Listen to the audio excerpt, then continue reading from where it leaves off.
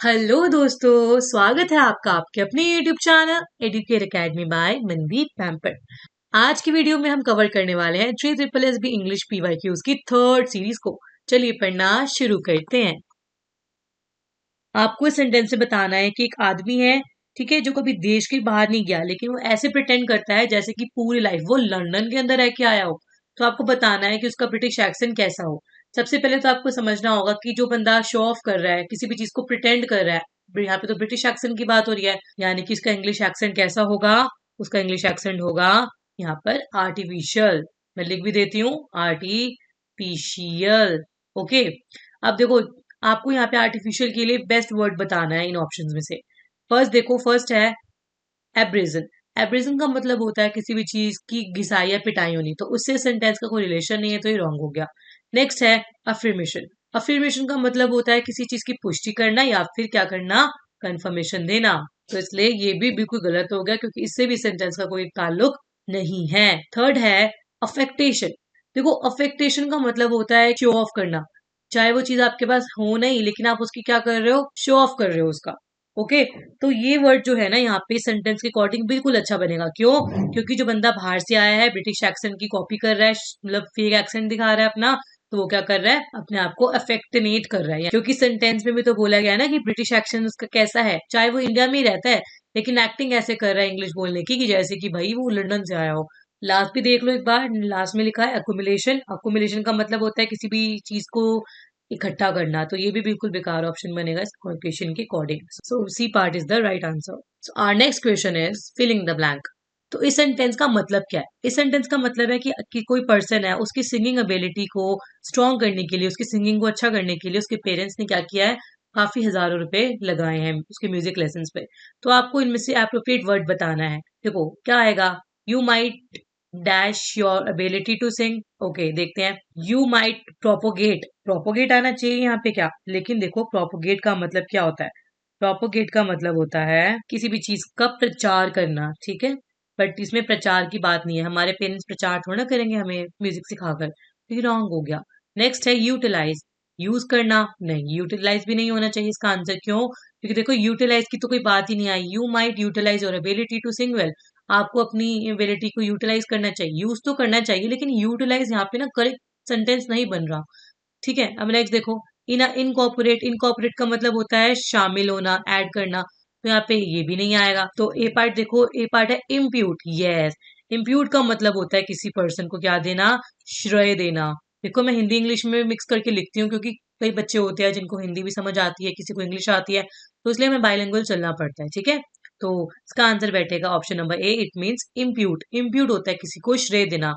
तो यहाँ पे क्या लिखोगे आप, you might impute your ability to sing well the thousand of rupees your parents spend for music lesson. आपको अपने पेरेंट्स को श्रेय देना चाहिए। क्यों? क्योंकि उन्होंने आपको म्यूजिक सिखाने के लिए हजारों रुपए खर्च किए हैं जी। So here we have is, what is the antonym of the word straight. सबसे पहले एंटोनियम का मतलब होता है ऑपोजिट, ओके।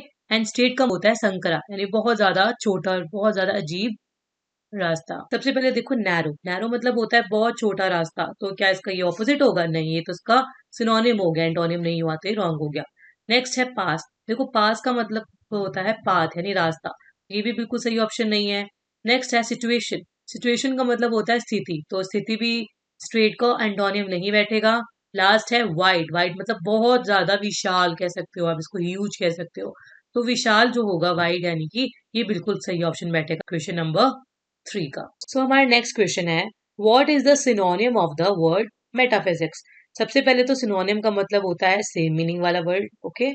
और दोस्तों मेटाफिजिक्स जो होता है ना, ये फिलोसफी की ब्रांच है, और इसका रिलेशन होता है एग्जिस्टेंस से और रियलिटी से, यानी कि रियल में चीजें क्या होती हैं, कैसे बनी है, क्या कर सकते हैं, ऐसे ऐसे क्वेश्चन इसके बीच में होते हैं।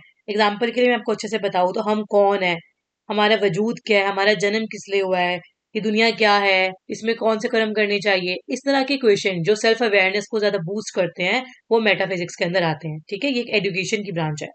तो अब इसके हमें सिनोनिम्स बताने हैं। सो हमारा फर्स्ट ऑप्शन है डिसबिलीव। डिसबिलीव का मतलब होता है अविश्वास करना, ठीक है। और लेकिन ये जो वर्ड है ये सेल्फनेस से जुड़ा, इसलिए ये सही ऑप्शन नहीं बैठेगा। नेक्स्ट है प्लूरलिज्म। देखो प्लूरलिज्म का मतलब होता है अनेकतावाद, वो विचार जो एक पर नहीं, जो अनेक चीजों पर विश्वास करती है, उसका मेटाफिजिक्स से कोई रिलेशन नहीं है, तो ये भी गलत हो गया। नेक्स्ट है स्पेक्टिज्म। स्पेक्टिज्म क्या होता है? स्पेक्टिज्म का मतलब होता है बहुत ज्यादा शक करना या सस्पेक्ट करना, तो इसका भी रिलेशन इसके साथ नहीं बैठेगा। लास्ट है ऑन्टोलॉजी। तो दोस्तों, ऑन्टोलॉजी भी एक ऐसी साइंस होती है, आप कह सकते हो ऐसी फिलोसफी होती है जो कि रियलिटी में विश्वास रखती है, एग्जिस्टेंस में और रियलिटी में विश्वास रखती है और इसके बारे में सोचती है। ठीक है, इसलिए ये मेटाफिजिक्स का एक हिस्सा है और ये बिल्कुल सही इसका सिनोनियम बैठता है। Our next question is what is the antonym of word moot? Moot का एंटोनियम क्या बनेगा? मूट का मतलब होता है डिबेटेबल, यानी कि वो कोई टॉपिक, वो कोई विषय जिसके ऊपर विवाद यानी कि डिबेट की जा सकती हो। आपको एग्जांपल देती हूँ, whether whether AI will replace teachers is a moot point. आजकल एआई जो है वो टीचर्स को रिप्लेस कर देगा, ये क्या कि कौन सा टॉपिक है? ये मूट टॉपिक है, यानी कि ये बहुत ज्यादा विवाद का विषय है। अब मूट के हमें क्या बताना है? एंटोनियम। एंटोनियम मतलब कि डिफरेंट मीनिंग बताना है कि बिल्कुल इससे अलग क्या है।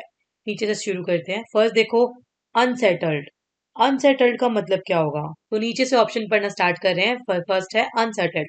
अनसेटल्ड हो गया जो सेट ना हो या फिर जिस पर सहमति नहीं की जा सकती हो। ये मूट का एंटोनियम नहीं बनेगा, तो ये रॉन्ग हो गया। नेक्स्ट है इरेलीवेंट। देखो जो इरेलीवेंट है ना, उसका मतलब हो गया अनइम्पोर्टेंट। तो अनइम्पोर्टेंट तो ये बिल्कुल भी सही नहीं बैठेगा यहाँ पे। क्यों? क्योंकि एंटोनियम तो बिल्कुल नहीं हुआ किसका? मूड का। नेक्स्ट है कॉन्ट्रोवर्शियल। देखो कॉन्ट्रोवर्शियल जो हो गया वो सिनोनियम हो गया, सेम मीनिंग वाला हो गया। क्यों? क्योंकि कॉन्ट्रोवर्शियल भी वही चीज होती है जिसपे हम बात कर सकते हैं, आगे बहस कर सकते हैं, है ना? तो ये सिनोनियम होगा, तो ये भी नहीं बनेगा। नेक्स्ट है इनकंसिस्टेबल।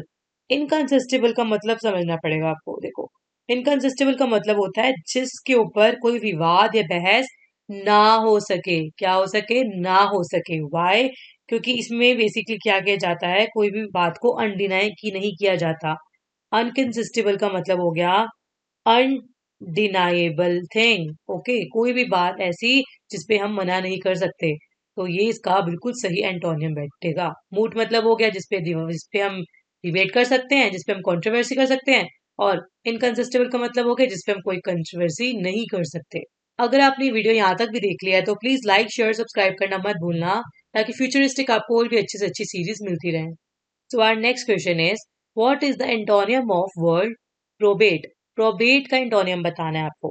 प्रोबेट का मतलब होता है विल को क्या करना? वैलिडेट करना, लीगली वैलिडेट करना।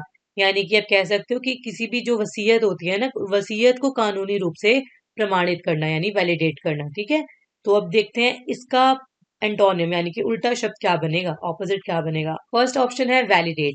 देखो वैलिडेट का मतलब होता है किसी भी चीज को वैध करना, यानी कि वैलिड प्रूव करना। और वैलिड करना नहीं है हमें यहाँ पे। क्यों? क्योंकि प्रोबेट का एंटोनियम पूछा है, तो ये तो एंटोनियम नहीं बनेगा, तो ये क्या हो गया? रॉन्ग हो गया। हाँ, वैसे भी सिनोनियम हो गया है, ना कि एंटोनियम है। नेक्स्ट है फॉर्मलाइज। फॉर्मलाइज का मतलब होता है कि किसी भी चीज को क्या कर देना? अधिकार कर देना, खुद का फॉर्मल कर, खुद के लिए फॉर्मल कर लेना, यानी कि खुद का अधिकार कर देना। तो ये वर्ड जो है ये प्रोबेट के करीब है। ठीक है, तो ये इसका सिनोनियम कह सकते हो, टाइप पे हो सकता है, लेकिन एंटोनियम नहीं है। नेक्स्ट देखो, नेक्स्ट है कॉन्ट्राडिक्ट। देखो कॉन्ट्राडिक्ट का मतलब होता है किसी भी चीज को गलत साबित करना, है ना? किसी भी चीज को बहुत ही ज्यादा गलत तरीके से साबित कर देना, खंडन कर देना। अगर कोई प्रोबेट करता है तो किसी भी दस्तावेज को, किसी भी डॉक्यूमेंट को हम वैध मानता है। तो देखो जब गलत करना, तो ये प्रोबेट का क्या हो जाएगा? बिल्कुल करेक्ट एंटोनियम होगा। क्यों? क्योंकि प्रोबेट का मतलब हो गया किसी भी चीज, किसी भी विल को क्या करना? वैलिडेट करना। और कॉन्ट्राडिक्ट का मतलब हो गया उस चीज को गलत प्रूफ करना। तो ये बिल्कुल करेक्ट ऑप्शन बैठेगा। ठीक है, सो नेक्स्ट क्वेश्चन देखिए, यहाँ पे fill in the blank choose करना है आपको। If an employ strays from procedure of his for his own interest, his superiors may dash from his position. यानी कि कोई एम्प्लॉय अगर अपने किसी पर्सनल फायदे के लिए रूल से हटकर कोई काम करता है, तो उनकी जो सीनियर है ना, उसे पोजीशन से क्या कर सकते हैं? हटा सकते हैं, है ना? तो यानी कि आपको समझना पड़ेगा यहाँ पे रिमूव के लिए आपको ऑल्टरनेटिव वर्ड चूज करना है। तो अब देखते हैं इसके ऑप्शंस क्या है। फर्स्ट है डाइवर्ज। देखो डाइवर्ज का मतलब होता है अलग रास्ता अपनाना, है ना? To do, to go in a different direction. तो यहाँ पे फिट नहीं होता। ठीक है, क्योंकि एम्प्लॉय को हटाना है तो उसको रास्ता तो नहीं दिखाएंगे, है ना? नेक्स्ट है डिथर। डिथर का मतलब होता है हिचकिचाना, हेजिटेट होना, तो ये भी बिल्कुल गलत है। नेक्स्ट है डीबिलिटी होता है कमजोरी यानी कि वीकनेस, तो वीकनेस इसका सही वर्ड नहीं है। लास्ट है डाइवेस्ट।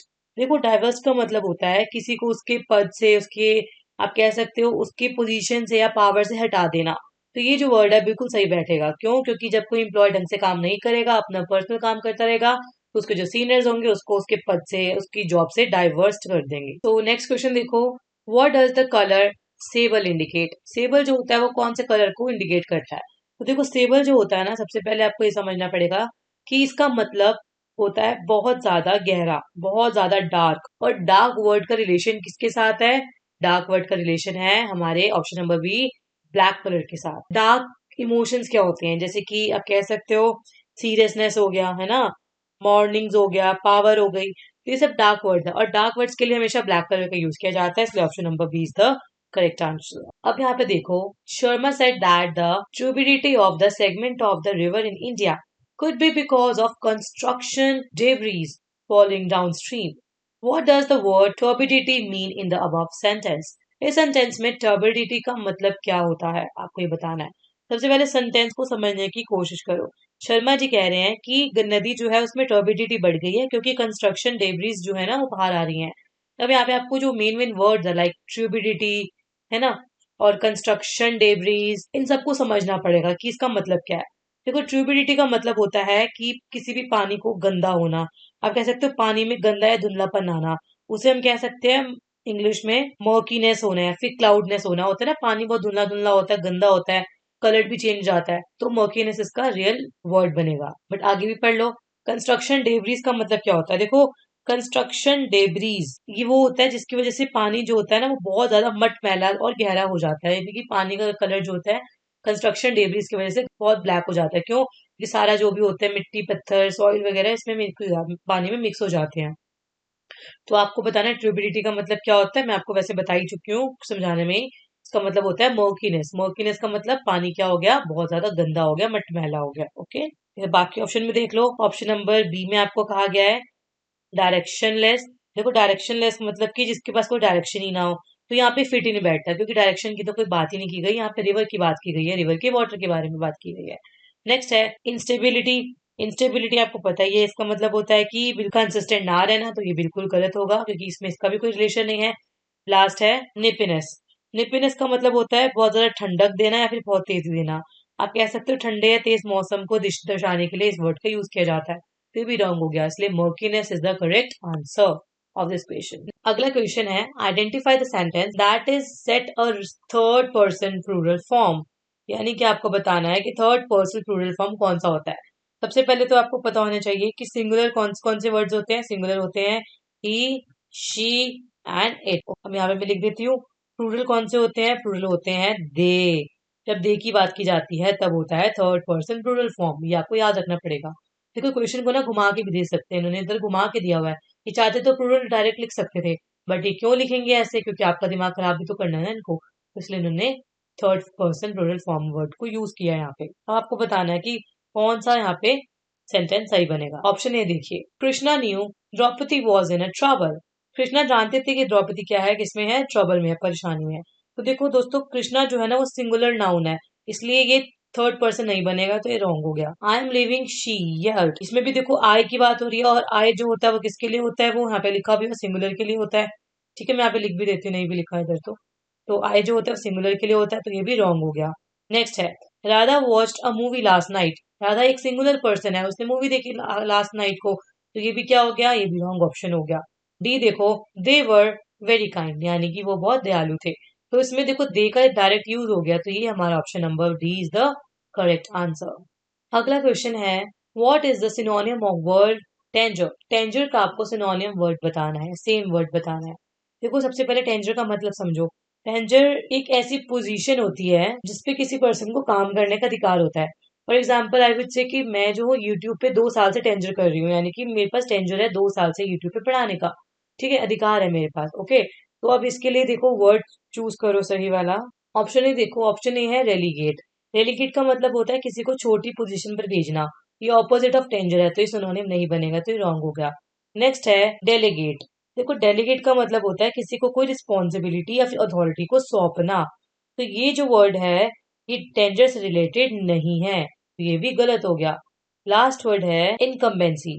देखो दोस्तों इनकम्बेंसी का मतलब होता है कि किसी भी पोजीशन पर एक लॉन्ग टाइम तक के लिए बने रहना, है ना।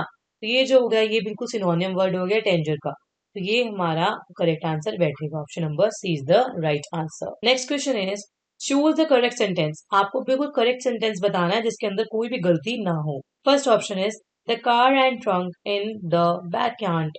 देखो यहाँ पे सबसे बड़ी गलती तो ये है कि बैकयार्ड नहीं होता, बैकयार्ड होता है ना। तो ये गलती हो गई। और सबसे बड़ी बात यहाँ पे एन की जगह कार एंड ट्रक होना चाहिए ना। एन की जगह क्या होना चाहिए था, एंड। तो ये तभी जाके सेंटेंस करेक्ट बनता। तो ये ऑप्शन नंबर ए गलत हो गया क्योंकि सेंटेंस गलत है। नेक्स्ट सेंटेंस देखो, दिस सेंटेंस इज इनकरेक्ट। ये जो सेंटेंस है ये पूरा अपने आप में करेक्ट है, तो हम इसको कंसीडर कर सकते हैं। बट आगे भी देखते हैं ऑप्शंस को। We are going to their house. देखो दोस्तों, जब हम किसी के घर जाते हैं ना तो देयर नहीं आता, तो आता है देयर। THEIR। ये स्पेलिंग इसकी करेक्ट होती है। और पहली बात तो बाउस नहीं होता, ये क्या होता है, हाउस होता है। तो जब हम इसको ऐसे लिखेंगे तो ही एक सेंटेंस भी करेक्ट बनेगा। तो ये क्योंकि इनअप्रोप्रिएट सेंटेंस है तो ये गलत हो गया। लास्ट देखो D part, the work have to be done by Monday. यहाँ पे have to be done by 2 बार लिखा है, तो इसलिए ऑफ कोर्स रॉन्ग बन गया। ठीक है, वैसे भी हैव नहीं होना चाहिए था, हैज होना चाहिए था, इसलिए ऑप्शन नंबर बी हमारे यहाँ पे करेक्ट बैठता है। So our next question is choose the correct sentence. Correct sentence को आपको चूज करना है। नीचे से शुरू करते हैं। You chair is brown. देखो यू आना चाहिए, योर आना चाहिए। ग्रामेटिकली आना तो योर चाहिए ना कि तुम्हारी चेयर का कलर ब्राउन है, तो ये गलत हो गया। Next, I want now. मतलब आप खुद सोचो, ये वॉन्ट वाला है, मतलब नो नेगेटिव वर्ड है। इट्स नॉट वॉन्ट मतलब चाहिए, इट्स वॉन्ट मतलब कि मैं नहीं कर सकता वाला वॉन्ट। ठीक है, तो ये बिल्कुल पढ़ने में भी अजीब लग रहा है और वैसे भी गलत ही सेंटेंस है ये। नेक्स्ट देखो, आई हैव 200 कैट। अरे आपके पास 200 है, वो भी कैट है, कैट नहीं होनी चाहिए ना, कैट्स होनी चाहिए, तो ये भी गलत हो गया। Next, we are learning English. हम इंग्लिश सीख रहे हैं, तो ये बिल्कुल करेक्ट आंसर बैठेगा। अब यहाँ पर देखो, what should be ending punctuation mark before the sentence below। अब यहाँ पे सेंटेंस दे रखा है, यहाँ पे आपको सेंटेंस के एंड में कौन सा पंचुएशन मार्क, तो पढ़ो एक बार। Hey can you hear me. देखो इसमें पहली बात तो एक्सक्लेमेशन मार्क लगा हुआ है, ठीक है, लेकिन लास्ट में इसको कंप्लीट करने के लिए भी मार्क लगाना जरूरी है। कैन यू हियर मी यानी कि एक सवाल पूछा जा रहा है, और जब भी कोई सवाल पूछा जाता है तो obviously option number D question mark लगाया जाता है। ठीक है, लेकिन फिर भी ऑप्शंस पढ़ लेते हैं। ए है फुल स्टॉप। फुल स्टॉप किसी भी सेंटेंस को खत्म करने के लिए यूज किया जाता है। नेक्स्ट है एक्सक्लेमेशन मार्क। एक्सक्लेमेशन मार्क जो होता है वो किसी भी फीलिंग को, कोई भाव को दिखाने के लिए यूज किया जाता है। ओके, नेक्स्ट है क्वेश्चन मार्क। क्वेश्चन को यूज किया जाता है जब भी हम किसी स्पेशल वर्ड्स को हाईलाइट कर रहे होते हैं तब। तो इसलिए option number D is the correct answer. अब हमारे अगले क्वेश्चन में हमसे पूछा गया सिनोनियम किसका, सप्लिएंट का। देखो सप्लिएंट उस पर्सन को बोला जाता है जो कोई निवेदन या फिर कह सकते हो विनती करता है ना, बहुत ज्यादा काइंडली, बहुत प्यार से बेनती करता है किसी को, तो आप कह सकते हो समवन हु बेग और प्लीड्स हम्बली। तो अब बताना है इसके लिए आपको सिनोनियम बिल्कुल सेम वर्ड बताना है। ऑप्शन नंबर ए देखो, फर्स्ट है डिमांडिंग। क्या जो डिमांड करेगा वो क्या कभी सप्लिएंट यानी कि किसी को प्यार से बेनती कर सकता है, रिक्वेस्ट कर सकता है?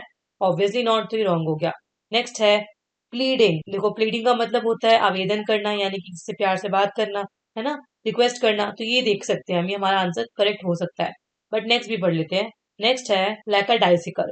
देखो लैकाडाइसिकल वर्ड से पता चल रहा है ये वो बंदा होता है, वो पर्सन होता है जो बहुत सुस्त होता है, बहुत लेजी, बहुत टेम साउंड करता है, तो ये भी बिल्कुल रॉन्ग आंसर हो जाएगा।